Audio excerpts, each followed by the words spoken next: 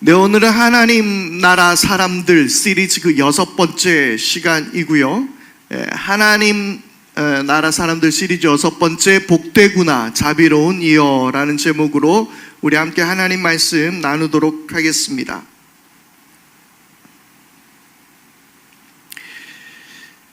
대한민국은 한국 전쟁 이후 원조를 받는 나라에서 이제는 도움을 주는 나라가 되었습니다. 이것은 세계의 역사상 유례없는 놀라운 성과임에는 틀림이 없습니다. 그리고 지금은 캐대헌을 비롯하여서, 캐대헌 뭔지 아시죠? 네, K-헌터스 넷, K-데몬 헌터스 넷, 캐대헌을 비롯하여서 참 이 세계의 문화를 주도하는 그러한 나라가 되었습니다. 대한민국은 그동안 눈부신 성장을 이루어냈습니다. 세상은 이러한 모습을 보고 성공이라고 말합니다. 도움을 받는 나라가 아니라 주는 나라가 되었다는 것은 나라의 경제가 성장했다라는 뜻이겠죠. 누군가에게 도움을 줄 수 있다는 것은 그만큼 여유가 있다는 말이 됩니다. 누군가에게 도움을 주거나 가난과 억압, 폭력에 아파하고 고통을 겪는 이들을 향해 불쌍히 여기는 그런 마음은 지금은 상황이 나아진 사람들이 할 수 있는 일이라 생각하게 됩니다. 그게 아니라면 오지랖이 넓다든지 아니면 때로는 네 앞가림이나 잘해라 라는 핀잔을 듣기도 하죠. 그래서 우리나라 속담에도 제코가 석자라는 말이 있습니다. 그래서 우리는 늘 이런 생각을 하게 됩니다. 사정이 좀 나아지면 내 문제가 너무나도 커서 내가 그럴 처지가 안 돼서 우리는 그렇게 말하기도 합니다. 예수님도 우리에게 그렇게 말씀하고 계실까요? 우리는 지난 시간까지 팔복의 말씀 중 우리는 4번째 이야기까지 우리는 함께 나누었습니다. 지난 4번의 말씀을 다시 생각해 보면 이 말씀은 우리가 추구해야 할 무언가라 하기보다는 당시 예수님께서 전하셨던 이스라엘 공동체, 우리 공동체를 향한 예수님의 위로와 복을 말씀하신 것이라 생각할 수 있습니다. 가난과 슬픔, 약함, 그리고 정의를 갈망하는 그들은 세상이 바라볼 때 실패자의 모습이었습니다.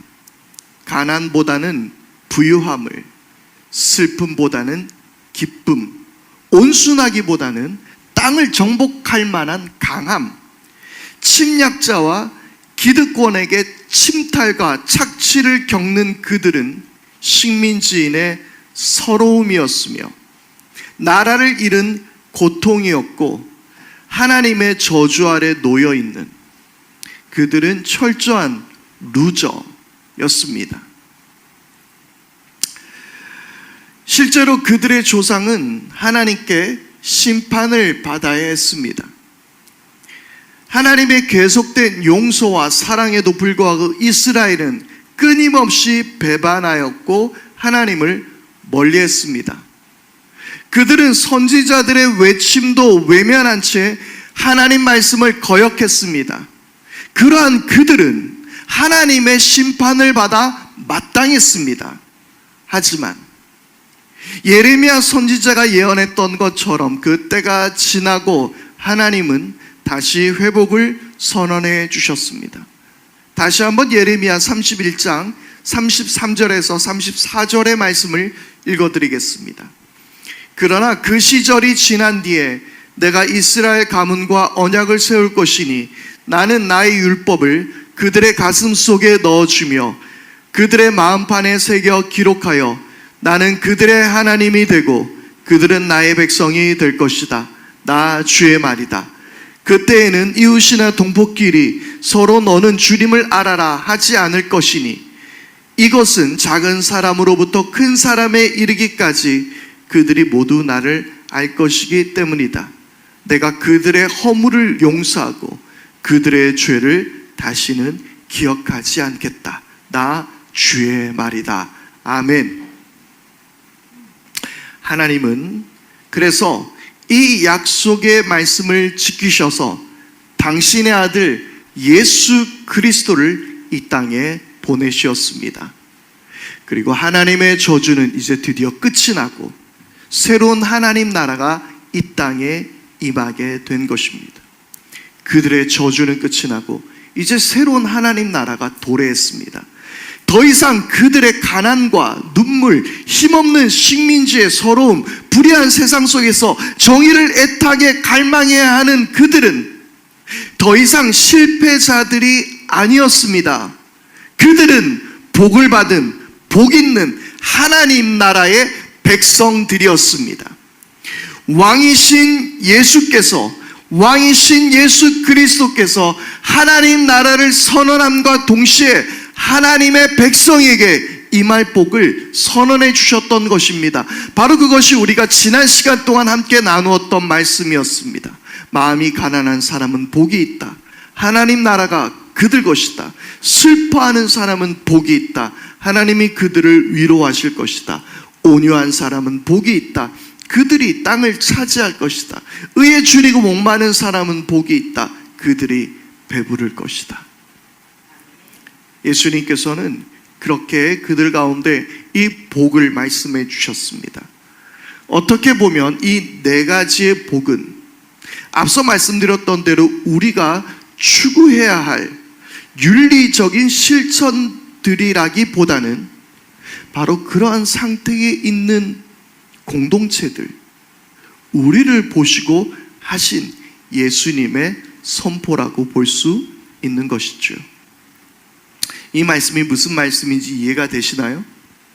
이미 우리가 그러한 상태에 있는 가난하고 눈물을 흘리며 그리고 온순하고 의를 갈망하는, 정의를 갈망하는 우리들을 바라보면서 너희에게 이제 복이 임했다 라고 말씀하시는 예수님의 선언이었다라는 것입니다.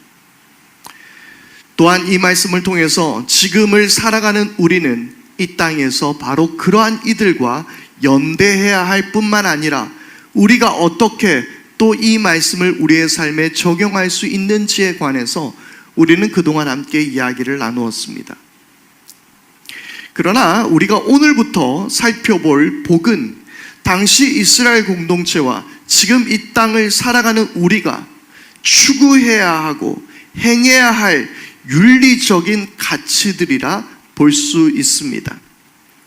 그러면 지금까지 팔복의 말씀을 해석하며 묵상해왔던 그 방법을 이어가 보겠습니다. 바로 그것은 당시 예수님을 쫓았던 제자들과 무리들 가운데 우리가 함께 있는 것입니다. 그들은 이 말씀을 어떻게 이해할 수 있었을까요? 여러분, 그 무리들을 우리가 생각했을 때에, 그 이스라엘 백성들을 생각했을 때에 그들의 특징이자 공통점이 있다면 무엇이겠습니까? 바로 그것은 그들은 하나같이 지극히 가난하고 고통 가운데 살아가고 있다는 것입니다. 여러분들이 그 무리 속에 있다면 그 무리들을 한번 둘러보십시오. 모두가 다 억압과 고통 가운데, 가난 가운데 살아가는 이들이었습니다. 그들은 누군가가 그들에게 긍휼을 베풀어 주기를 바라는 힘없고 가난한 백성들이었습니다. 긍휼과 자비 그리고 용서라는 것은 강자의 도덕이었습니다. 긍휼이라는 것은 자비롭고 동정심이 있는 마음가짐입니다. 그리고 이것은 불쌍한 마음을 가지는 것 이상으로 마음과 행함을 떨어뜨려서 생각하는 것이 아닙니다. 용서를 넘어서서 함께 같이 아파하고 그들의 삶에 깊이 관여하는 것입니다. 이것이 바로 긍휼입니다. 우리가 흔히 생각하는 로마 콜로세움의 모습을 한번 떠올려 보십시오. 로마의 황제가 관람하고 있는 콜로세움 경기장에서 검투사가 패배를 했을 경우에 그를 살려둘지 죽일지를 결정을 누가 어떻게 합니까? 아마 여러분들 영화를 보셨으면 한 번쯤 보셨을 장면인 것 같습니다. 황제가 자리에서 일어납니다. 그리고 손을 앞으로 내밀죠. 그리고 엄지손가락을 치켜듭니다. 이것을 내리면 죽음, 이것을 올리면 살리라. 근데 제가 이거 좀 찾아보니까요, 여러 가지 설이 있더라고요. 오히려 이렇게 치켰을 때에 죽이라, 네 칼을 뽑아들고 죽이라 라는 그런 의미라고 말하는 사람들도 있고요. 그래서 엄지손가락을 이렇게 내리면 검을 꼽아 넣어라 라는 뜻으로 살려둬라, 이렇게 이야기하는 사람들도 있습니다. 근데 이게 더 극적이죠. 어쨌든 이때 황제가 하는 것이 무엇입니까? 바로 자비를 베푸는 것이었습니다. 그의 손가락이 위를 향했을 때에 자비를 베풀어서 목숨을 구해줍니다. 즉 긍휼과 자비를 베풀 수 있는 것은 누구의 몫입니까? 강자들의 몫입니다. 권력, 명예, 부를 가진 이들이 할 수 있는 것이었습니다. 그런데 예수님은 지금 그 자리에서 긍휼히 여김을 받아야 하는 이들에게 긍휼히 여기는 자가 복이 있다라고 선언하신 것입니다. 제가 앞선 이야기처럼 제 코가 석자인데 누가 누구에게 불쌍히 여기고 도움을 줄 수 있겠습니까? 원조를 받는 가난한 나라가 어떻게 또 다른 나라에게 도움을 주고 함께 아파할 수 있겠습니까? 이미 아픔과 고통의 한계치가 넘어선 이들이 어떻게 그 고통에 함께 할 수 있단 말입니까? 그런데 오늘은 예수님은 그렇게 말씀하시는 거예요. 바로 그렇게 하는 자가 복이 있다라고 말씀하신 것입니다. 예수님은 권력자들이나 경제 대국에 찾아가서 그렇게 말씀하신 것이 아닙니다. 미국에 찾아가서 대통령 앞에서 긍휼히 여기는 자가 복됩니다 라고 이야기하신 것이 아니에요.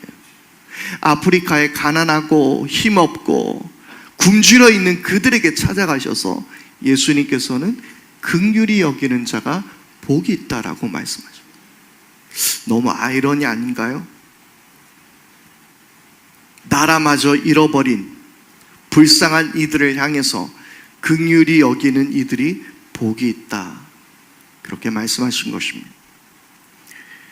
지금 우리가 여전히 제 앞가림을 못한다 할지라도, 내 코가 석자라 하더라도 우리가 긍휼히 여기는 자가 될 수 있는 까닭은 우리 아버지 되신 하나님이 긍휼히 여기시는 하나님이시기 때문입니다. 출애굽기 34장 6절의 말씀입니다. 주님께서 모세 앞으로 지나가시면서 선포하셨다. 나 주는 자비롭고 은혜로우며 노하기를 더디하고 한결같은 사랑과 진실이 풍성한 하나님이다. 아멘. 여기에서 자비롭다라는 말을 헬라어로 번역하면 오늘 예수님께서 말씀하신 자비한 사람, 즉 긍휼히 여기는 자인 것입니다. 하나님 나라는 서로를 긍휼히 여기는 나라입니다. 서로 섬길 때는 나보다 남을 더 낮게 여겨야 합니다. 그러나 서로의 마음을 알아줄 때는 그를 불쌍히 여기고 함께 아파해 주는 것이 바로 하나님 나라입니다. 다시 한번 강조합니다. 서로를 섬길 때는 누군가가 나보다 더 높은 사람이라고, 나보다 남을 더 낮게 여기고 그들을 섬겨야 합니다. 하지만 서로의 마음을 알아줄 때는 그를 불쌍히 여기는 마음이 있어야 하는 것이죠. 그리고 함께 아파해 주는 마음, 바로 그 마음이 함께하는 곳이 하나님 나라라는 것입니다. 긍휼을 뜻하는 헬라어는 기름을 붓는 것을 암시합니다. 즉 긍휼은 소중한 것의 뚜껑을 열어 누군가에게 부어주는 것입니다. 물론 내가 가진 것이 지극히 작고 부족할 수도 있습니다. 그러나 상처 입은 자만을 생각한다면 내가 부어주는 기름의 양이 크든 작든 관계가 없습니다. 내게 있는 것을 다 쏟아붓습니다. 내게 있는 것을 부어주어서 그의 상처를 조금이라도 아물게 하는 마음으로 그에게 다가가는 것, 바로 이것이 긍휼의 마음인 것입니다. 예수님께서는 바로 그 큰 사랑으로 십자가로서 우리에게 긍휼을 베풀어 주신 줄 믿습니다. 우리가 아직 죄인일 때 예수님은 그 사랑으로 우리와 함께 아파하시며 십자가를 우리를 위해서 짊어지셨습니다. 여러분, 그런데 우리도 긍휼을 위해서, 우리도 긍휼히 여기기 위해서 예수님께서 행하셨던 그 위대한 일을 우리가 할 수 있을까요? 우리 모든 인류를 위해서 선한 일을 하고 자기 희생을 하고 인류에 우리는 공헌할 수 있을까요? 그러기에는 우리는 너무나도 부족합니다. 하지만 예수님은 말씀하십니다. 마태복음 16장 24절입니다. 그때 예수께서는 제자들에게 말씀하셨다. 누구든지 나를 따라오려거든 자기를 부인하고 제 십자가를 지고 나를 따라오너라. 아멘. 우리에게 주어진 십자가를 지고 따르는 것입니다. 사랑하는 여러분, 우리가 져야 할 십자가의 크기는 중요하지 않습니다. 어떤 누군가에는 인류 전체를 먹여 살릴 수 있는 큰 십자가일 수도 있습니다. 하지만 내 이웃, 내 친구, 아니 사랑하는 내 가족이라도 그렇게 돌봐야 하는 작은 십자가일 수도 있습니다. 그러나 중요한 것은 자기의 십자가를 지고 주님을 따르는 것입니다. 내가 가진 기름병이 적어도 그저 함께 아파하며 그 기름을 상처에 부어주는 것, 바로 그것이 긍휼히 여기는 자인 줄 믿습니다. 특별히 마태복음에서는 긍휼, 자비를 뜻하는 단어를 많이 사용하고 있는데요. 그런데 그 용도가 매우 특별합니다.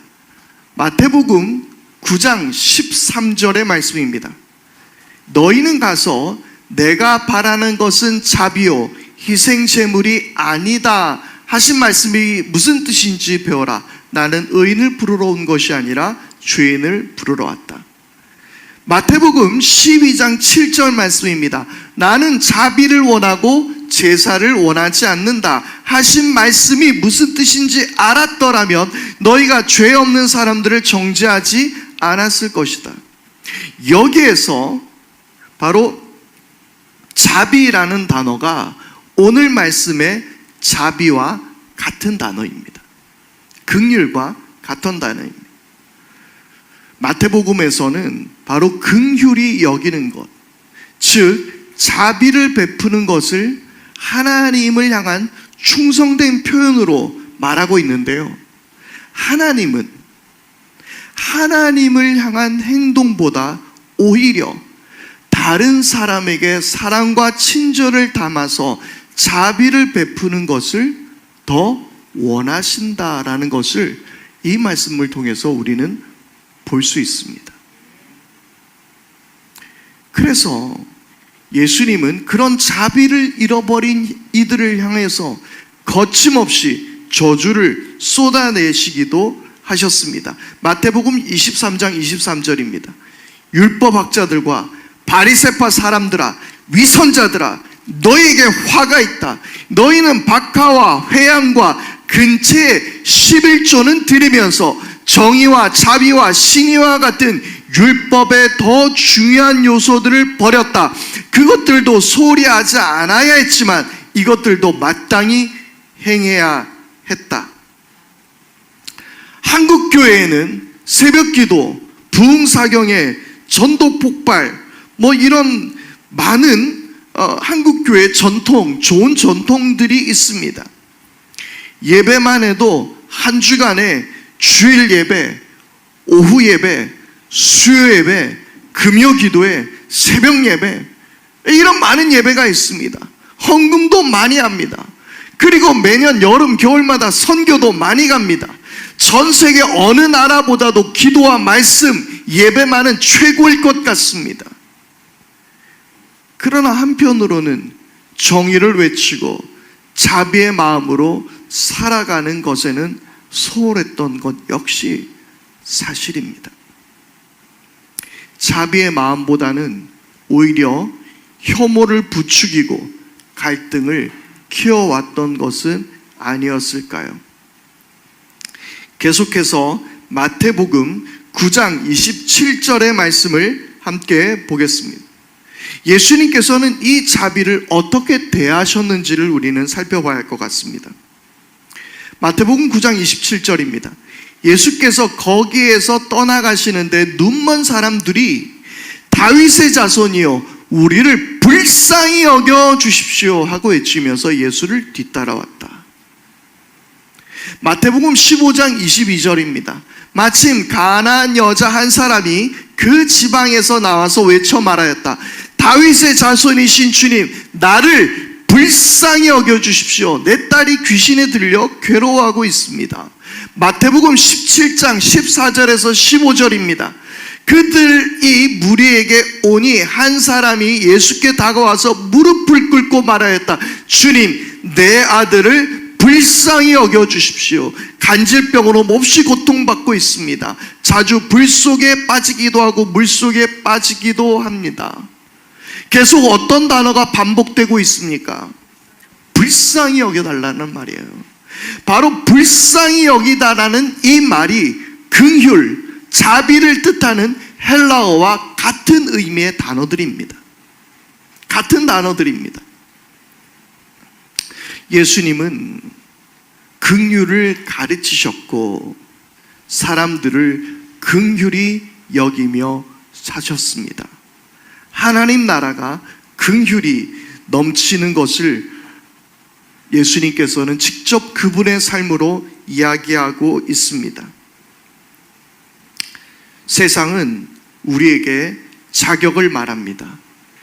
좋은 집을 살 자격, 좋은 차를 가질 자격, 좋은 휴양지에서 휴가를 누릴 만한 자격. 우리 모두는 그런 자격을 얻으려고 애를 쓰죠. 그리고 그런 자격을 우리는 얻게 되었을 때에 그때 우리는 안도합니다. 그리고 더 큰 자격을 얻기 위해 또 애를 쓰고 노력을 할 것입니다. 그래서 세상에서는 이 자격을 중요하게 생각합니다. 심지어 그런데 우리는 교회 안에서도 이 자격을 이야기합니다. 가끔 우리는 이런 이야기를 합니다. 돌아가신 분을 우리가 함께 기리면서 그분이 했던 선행들과 그분이 했던 사역들을 생각하면서 이런 말을 하죠. 정말 그분은 천국에 들어갈 자격이 충분한 것 같아요. 그러나 복음은 그런 자격을 이야기하지 않습니다. 그저 우리를 불쌍히 여겨주셔서 우리에게 자비를, 긍휼을 베풀어 달라는 것밖에 없습니다. 자격 없는 우리가 하나님의 자녀가 된 것이 바로 하나님의 긍휼이었으며 하나님의 자비였습니다. 예수님께서는 늘 죄인들과 함께 식사하시며 많은 시간을 보내셨습니다. 그분은 세리와 창녀와 죄인들과 함께 하셨습니다. 그들이 자격이 있어서가 아닙니다. 오직 그들과 함께 할 수 있는 것은, 그리고 많은 병자들의 병을 고쳐주실 수 있었던 것은 오직 예수님의 긍휼 때문이었습니다.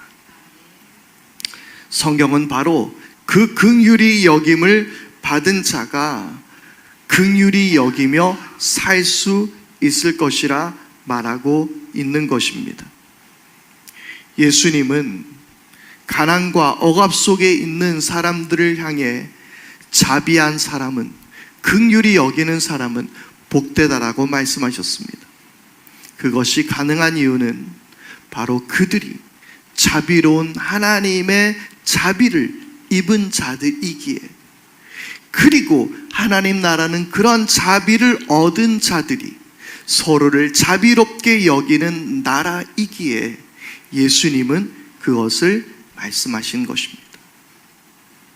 자비로운 하나님에게서 우리는 자비를 입은 자들입니다. 그리고 그 자비를 얻은 자들이 우리 서로를 향하여 불쌍히 여기고 긍휼히 여기고 자비를 베푸는 바로 그러한 나라, 예수님은 그것을 말씀해 주신 줄 믿습니다. 우리가 불쌍히 여기는 사람들은 누구입니까? 예수님께서 십자가를 지셨듯이 우리도 함께 그 십자가를 짊어져서 우리는 자비를 베풀어야 하지 않겠습니까? 우리가 자비를 베풀 이들은 누구입니까? 저는 오늘 말씀을 준비하면서 그 만나교회 그 설교 영상을 한번 보았습니다. 그런데 그 설교 말씀 도입부에 이 긍휼히 여기는 사람들에 대한 이야기를 잠깐 나누었었는데요. 어쩌면 우리에게 이 복음이 들어오게 됐었던 큰 이유가 바로 그러한 긍휼의 마음을 가지고 있었던 선교사들의 마음이었지 않겠습니까? 우리도, 이 대한민국도 그런 긍휼히 여김을 받은 나라였습니다. 그러므로 우리도 긍휼히 여기는 것이 또한 마땅합니다. 잠깐 함께 영상을 보겠습니다.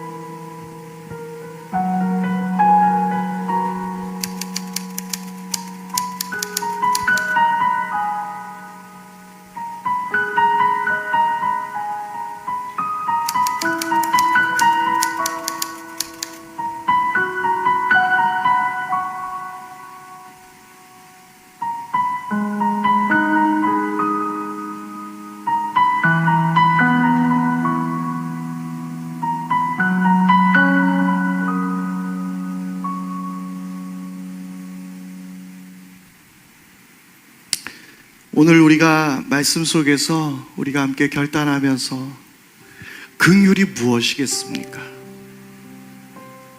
바로 그것은 나는 자비롭고 긍휼이 많은 하나님이라고 말씀하셨을 때에 바로 그 하나님의 마음을 가진 사람들입니다.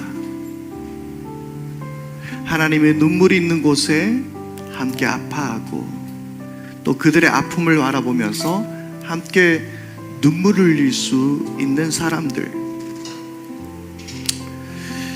광고 때는 제가 따로 말씀드리지 않았지만 이제 우리의 긍휼의 마음을 가지고 다가가야 해야 할 이들이 또한 우리 주변에 있습니다.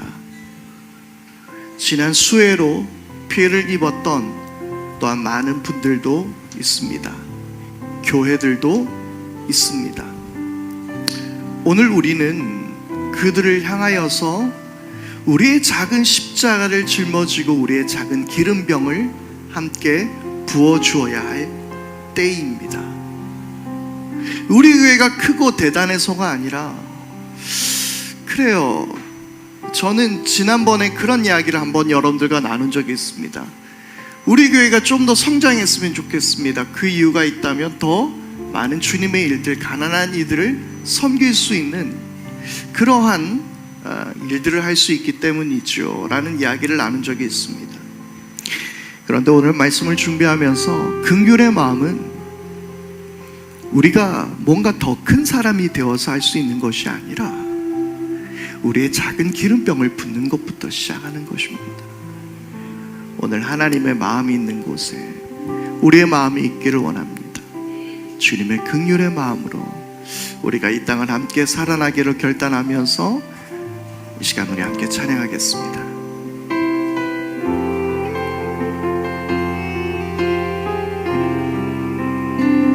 아버지, 당신의 마음이 있는 곳에 나의 마음이 있기를 원해요. 아버지, 당신의 눈물이 고인 곳에 나의 눈물이 고이길 원해요. 아버지, 당신이 바라보는 영혼에게 나의 두 눈이 향하길 원해요. 아버지, 당신이 울고 있는 어두운 땅에 나의 두 발이 향하길 원해요. 나의 마음이 아버지의 마음 알아. 내 모든 뜻 아버지의 뜻이 될 수 있기를. 나의 온 몸이 아버지의 마음 알아. 내 모든 삶 당신의 삶 되기를. 우리 다시 한번. 아버지, 당신의 마음이 있는 곳에 나의 마음이 있기를 원해요. 아버지, 당신의 눈물이 고인 곳에 나의 눈물이 고이길 원해요.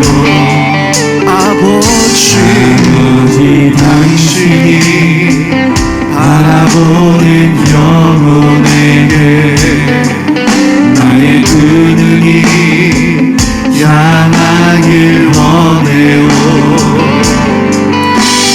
아버지, 당신이 울고 있는 어두운 땅에 나의 두 발이 향하길 원해요.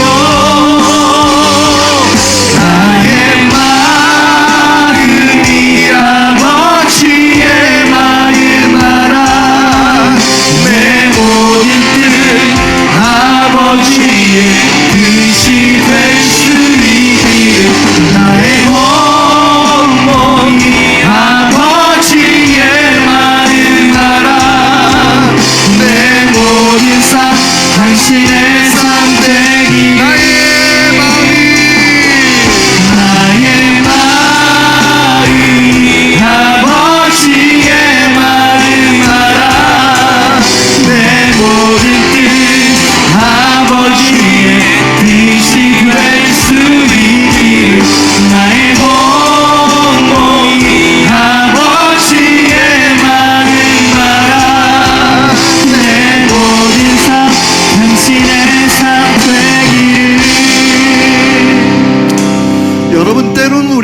우리가 비난했었고 손가락질했었던 이들이 어쩌면 아버지의 눈물이 있으셨던 것은 아니었을까요?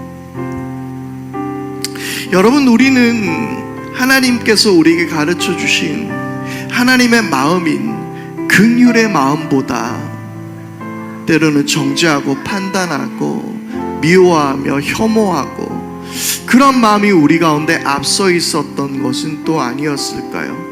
하나님, 오늘 자기의 십자가를 짊어지고 우리들의 작은 기름병의 뚜껑을 열어서 그 아픔의 상처에 우리가 함께 붓기를 원합니다. 주님, 우리에게 긍휼의 마음을 주셨고 아버지의 마음을 주시고 아버지의 눈물이 회복되게 하여 주시옵소서. 함께 우리 기도하며 나아가겠습니다. 아버지 하나님, 이 시간 아버지의 마음을 우리에게 허락하여 주시옵소서. 아버지 하나님, 주님, 우리가 예배드리는 것을 열심히 하고 아버지 찬양도 뜨겁게 하고 있었지만 그러나 주님께서 원하셨던 자비의 마음을 우리가 잃어버리지는 않았습니다. 하나님께서 원하셨던 것을 우리는 제대로 깨닫지 못한 채 살아가고 있었던 것은 아니었습니다. 아버지 하나님, 모두에게 자비의 마음을 주십시오. 우리가 손가락질하고 혐오했었고 우리가 정죄했었던 이들이 하나님의 눈물이 있었던 것은 아니었습니다. 아버지 하나님, 우리가 사랑의 마음으로 나가게 하시고 긍휼의 마음으로 나가게 하시고 우리가 아버지의 긍휼을 입은 자들이니 우리도 서로 긍휼히 여기며 아름다운 주의 공동체를 함께 누리며 살게 하여 주시옵소서.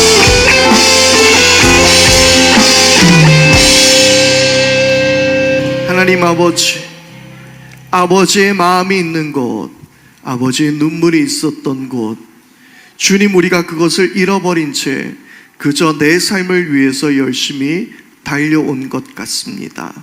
아버지 하나님, 주님의 눈물이 있는 곳, 주님의 마음이 있는 곳, 곧 그것이 하나님의 긍휼의 마음이오니 아버지, 우리가 아버지의 긍휼함을 우리 마음속에 새기게 하시고 긍휼히 여기는, 자비를 베푸는 우리들의 모든 삶이 되게 하여 주셔서 함께 눈물을 흘리고 아파하며 함께 우리의 마음을 나눌 수 있는 그러한 아름다운 하나님 나라 공동체 되게 하여 주옵소서. 오늘 말씀 앞에 결단하며 사도들의 신앙의 고백을 따라 이 시간 우리도 사도신경으로 우리의 신앙을 고백하오니 나는 전능한 아버지 하나님 천지의 창조주를 믿습니다. 나는 그의 유일하신 아들 우리 주 예수 그리스도를 믿습니다.